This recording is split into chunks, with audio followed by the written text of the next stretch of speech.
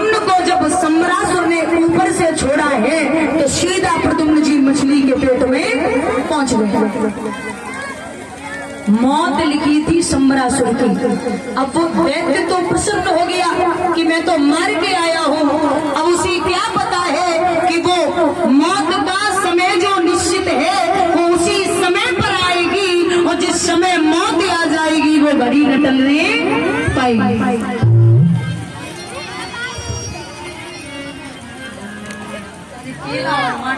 ध्यान 1% बस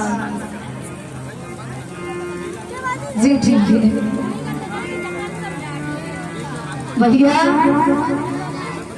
ये सम्रासुर नाम का जो दैत्य है उसके यहाँ जो भोजन बनाने वाले थे उन्होंने समुद्र के अंदर से उसी मछली को पकड़ा जिसके अंदर प्रद्युम्न जी थे, फाड़ा और फाड़ करके बच्चे को निकाला। राजा के सामने पहुंचे, महाराज ये मछली से बच्चा निकला है। दैत्य का ध्यान ही नहीं है कि ये वही बच्चा है जिसे मैंने मारने के लिए समुद्र में डाला था। बोले हाँ ले जाओ। कोई निकला होगा, कैसे ले जाओ, कुछ भी पता नहीं है। तो याद रखना बंधुओं, वहां पर एक नृत्य करने वाली, एक विद्या सिखाने वाली लड़की रहती थी। वो उसका नाम था विंध्यावती। तो वो विद्यावती ने प्रद्युम्न को पालना शुरू कर दिया। जब प्रद्युम्न को पालना शुरू किया तो एक दिन बाबा नारद पहुंचे बीड़ा को बजाते हुए, और बाबा नारद ने जैसी विद्यावती की गोदी में प्रद्युम्न को देखा तो जवाब दिया, जानती है ये कौन है? विद्यावती बोली कौन है? बोले खुद के पति को अपनी गोदी में खिला रही है, तुझे पता भी है कि खुद के पति को पाल रही है? विद्यावती बोली महाराज जी मेरा पति कैसे हुआ? जवाब दिया,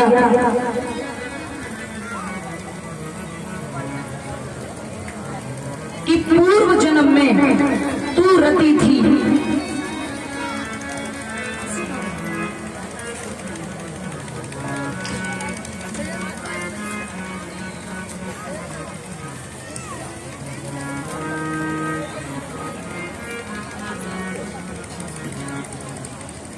श्री औसान सिंह दादाजी नीला नेक नाम से आए हुए, और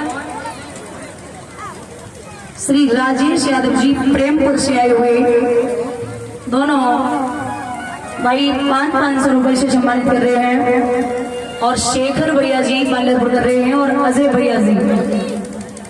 भगवान से कामना करते हो सुख और संपत्ति प्रदान हो, धर्म के कार्यों में ये सदैव अपना हाथ आगे को बढ़ाते रहे, माँ भगवती का आशीर्वाद बना रहे, जो भी इच्छाएं हों वो पूर्ण हो, और कृष्ण हमेशा इन्हें सद्बुद्धि देते रहे।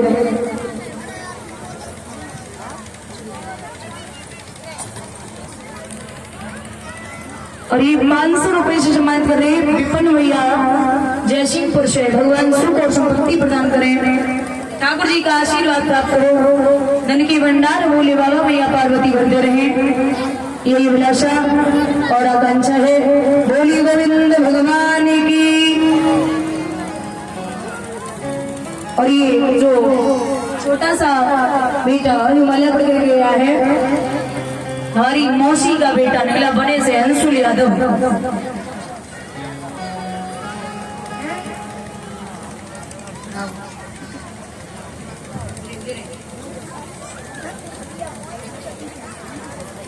भगवान सुख और संपत्ति प्रदान करे, ठाकुर जी का आशीर्वाद प्राप्त हो।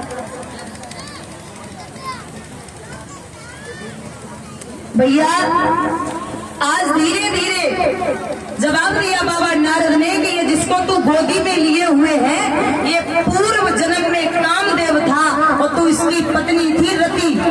इसे भोले बाबा ने भस्म कर दिया था तो तू बहुत रोई। भगवान ने कहा था कि अगले जन्म में तुम दोनों मिलोगे।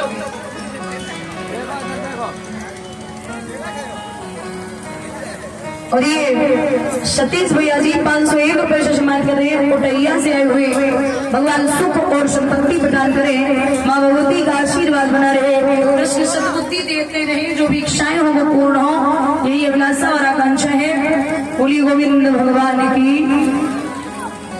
महाराज धीरे धीरे ये प्रतुम्न बड़े हुए, तो जब बड़े होते जा रहे हैं, समझदार हुए, तो इन्होंने कहा कि मैं यहाँ कैसे आया।